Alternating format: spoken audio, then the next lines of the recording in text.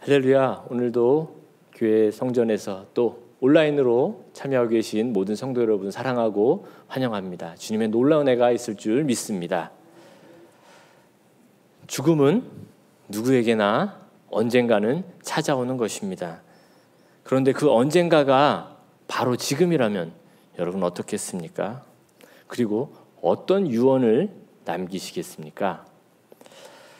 제가 학교 다닐 때 죽음에 관한 수업을 들을 때가 있었습니다. 그런데 그 수업에서 또 새로운 경험 중에 하나는 관 체험을 하는 거였어요. 혹시 우리 성도님들 중에 관에 들어가 보신 분 계신가요? 예, 저는 관에 들어가 봤습니다. 교수님께서 딱 앞에 세우고 이렇게 묻습니다. 고재석 씨, 이제 떠날 시간이 되었습니다. 마지막으로 남은 분들에게 하실 말씀이 있으면 해주십시오 라고 말합니다. 그리고 제가 유언을 남기면 관에 들어가서 딱 눕습니다.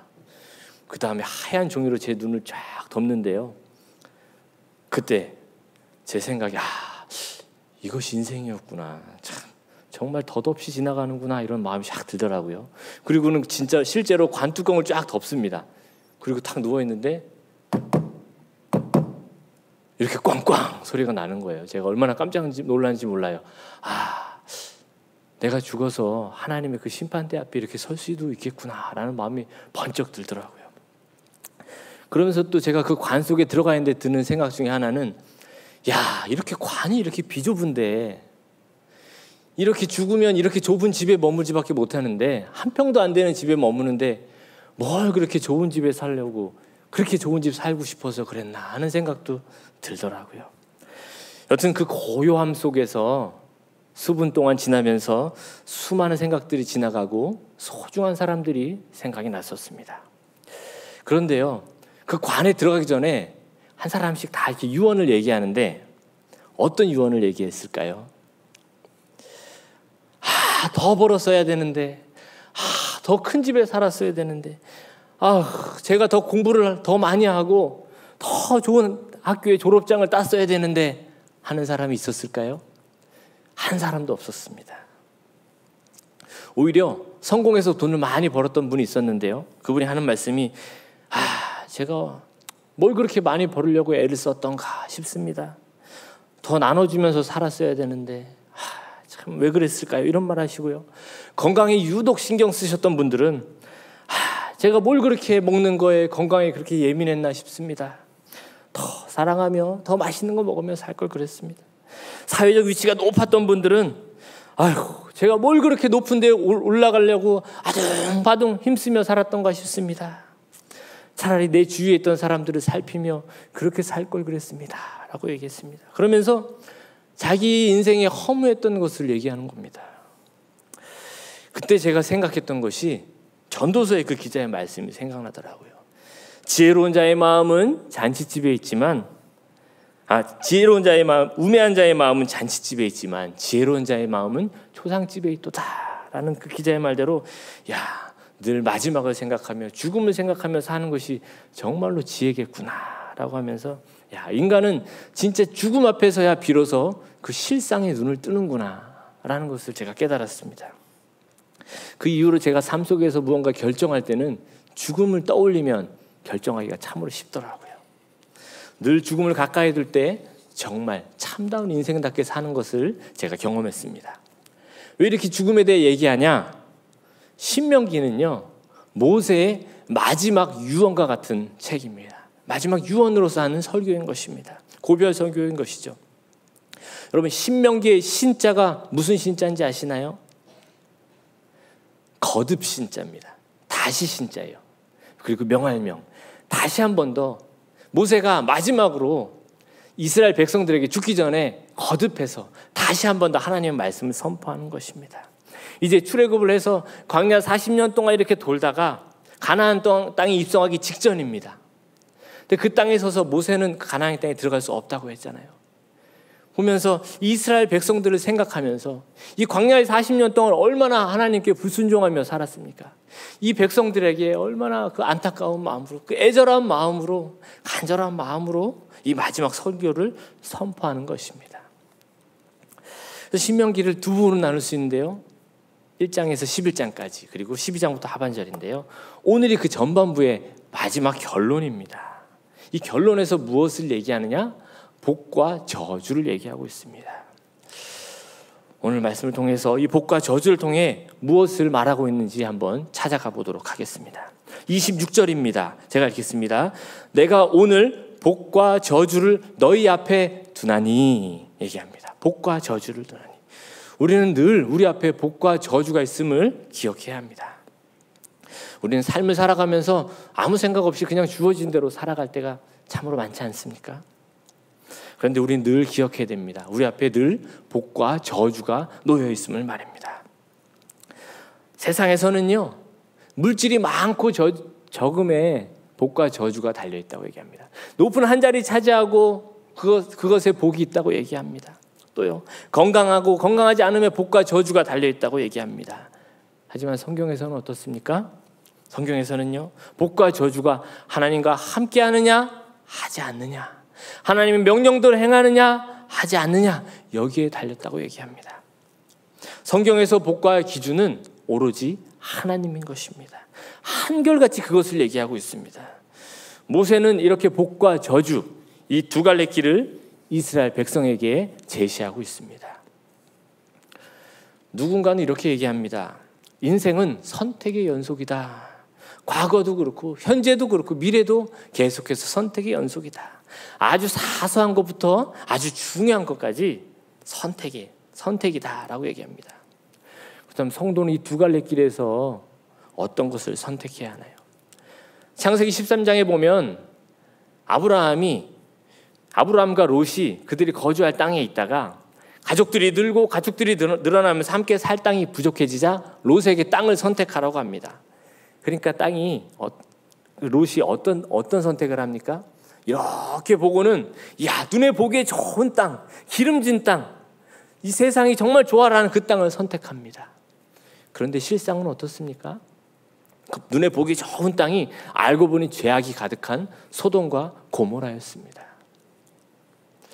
로마서 12장 2절입니다. 너희는 이 세대를 본받지 말고 오직 마음을 새롭게 함으로 변화를 받아 하나님의 선하시고 기뻐하시고 온전하신 뜻이 무엇인지 분별하도록 가라. 아멘. 또 열왕기상 18장에 보면요, 엘리야가 아합과 바알의 선지자들 850명을 모아놓고 갈멜산을 불러놓고 대결하는 장면이 펼쳐지는데요, 그때 대결하기 전에 엘리야가 백성들에게 이렇게 얘기합니다. 18장 21절인데요. 엘리야가 모든 백성에게 가까이 나아가 이르되 너희가 어느 때까지 둘 사이에서 머뭇머뭇하려느냐? 여호와가 만일 하나님이면 그를 따르고 바알이 만일 하나님이면 그를 따를지니라 하니 백성이 말 한마디도 대답하지 아니하는지라. 엘리야가요, 도대체 언제까지 머뭇머뭇하려느냐? 하나님의 길과 아닌 길이 있는데 왜 둘 사이에서 머뭇머뭇하려느냐? 복이 하나님 가운데 있고 복이 아닌 것이 하나님 아닌 것 가운데 있는데 왜 하나님이 아는 것을 하나님인 것처럼 여기며 그 둘 사이에서 머뭇머뭇하려느냐? 제발 돌이켜라라고 엘리야가 백성들에게 얘기하고 있는 것입니다. 오늘 우리에게도 묻습니다. 도대체 언제까지 머뭇머뭇하시렵니까? 하나님과 바알 사이에서 머뭇머뭇하시렵니까? 성도는 늘 하나님의 복을 선택할 수 있어야 하는 것입니다. 눈에 보이는 것이 아닌 보이지 않는 하나님 나라를 바라볼 수 있어야 하는 것입니다. 두 번째로 복과 저주를 우리 앞에 두신 분이 누구인지를 알아야 합니다. 오늘 보면 26절, 27절입니다. 내가 오늘 복과 저주를 너희 앞에 두나니 너희가 만일 내가 오늘 너희에게 명하는 너희의 하나님 여호와의 명령을 들으면 복이 될 것이요. 아멘. 학창 시절에 공부 잘하는 친구들을 보면 시험 문제를 풀면서 출제자의 의도를 아는 친구들이 시험을 잘 풀죠. 그리고 공부를 잘하죠. 여기서도 마찬가지입니다. 하나님께서 복과 저주를 우리 앞에 두신 그 의도를 아는 것이 중요합니다.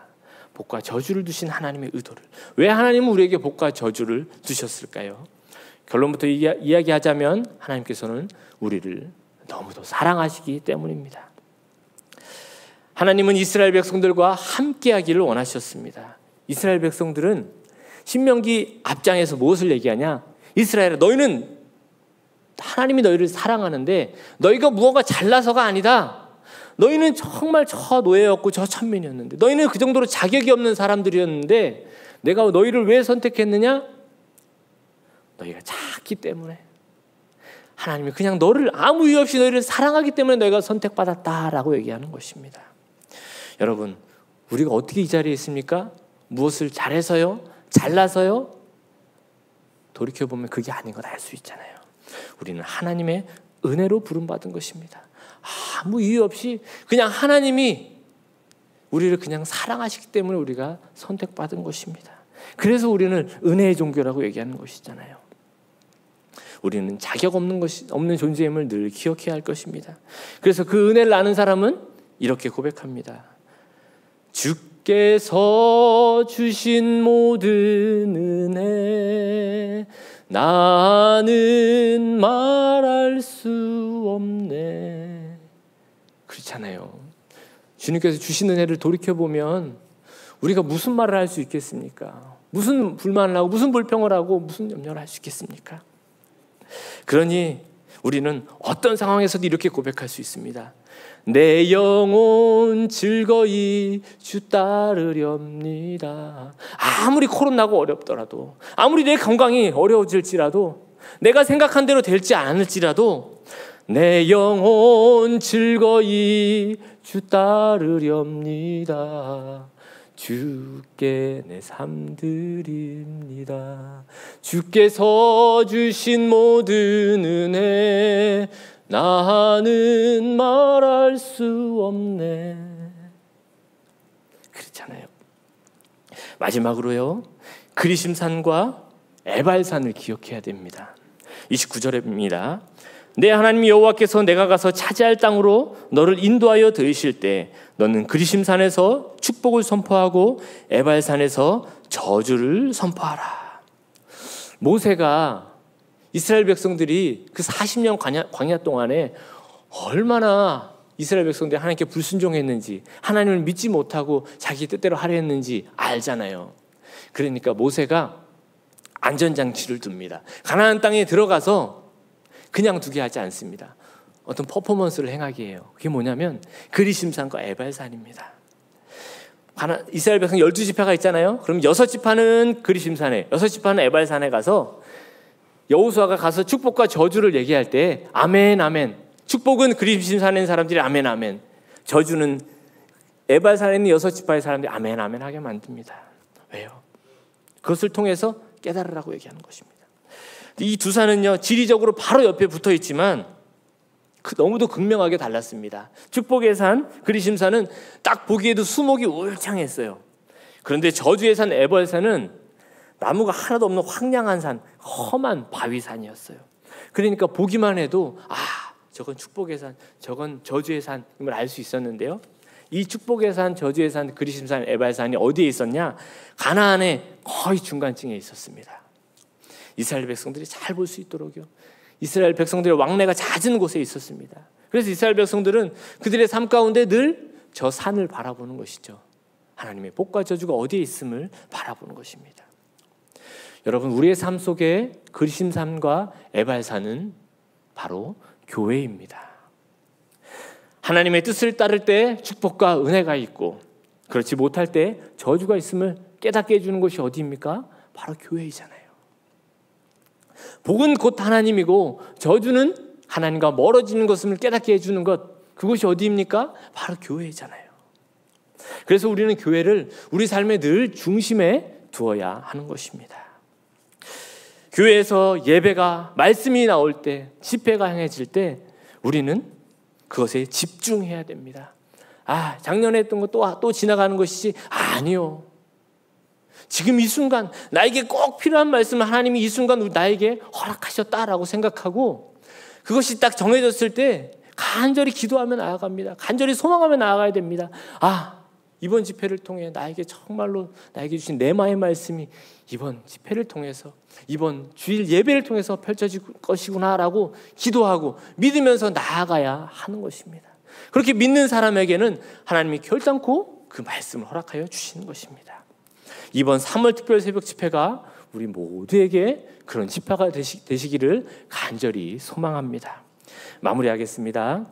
우리의 삶의 모든 순간과 결정 가운데 복과 저주가 있음을 늘 기억해야 할 것입니다. 그래서 성도는 세상의 복이 아닌 하나님의 복을 선택해야 할 수 있어야 합니다. 그때 힌트는 죽음을 떠올리면 그것을 선택할 수 있는데 도움이 될 것입니다. 그리고 그 복 가운데 우리를 사랑하시고 우리와 언제나 함께 하시는 그 하나님을 바라볼 수 있어야 합니다. 그리고 마지막으로 우리의 삶의 그리심산과 에발산과 같은 교회를 우리의 중심에 두고 우리의 마음에 두고 그 주님의 말씀을 우리의 삶의 중심 가운데 두고 나아갈 때 우리의 삶의 진정한 복의 열쇠를, 하나님 나라의 열쇠를 가질 수 있을 것임을 믿으시는 저와 여러분 되기를 간절히 소망합니다. 기도하겠습니다. 하나님 아버지, 우리 삶의 모든 선택 가운데 하나님의 복을, 하늘의 복을 선택할 수 있는 저희가 되게 하여 주옵소서. 그러므로 말미암아 하나님과 동행하며 하나님과 사랑하며 나아갈 수 있는 저희가 되게 하여 주옵소서. 교회를 통해 주시는, 말씀을 통해 주시는 진정한 복의 열쇠를 가질 수 있는 복된 삶을 살아가게 하여 주옵소서. 감사드리며 예수 그리스도의 이름으로 기도드립니다. 아멘.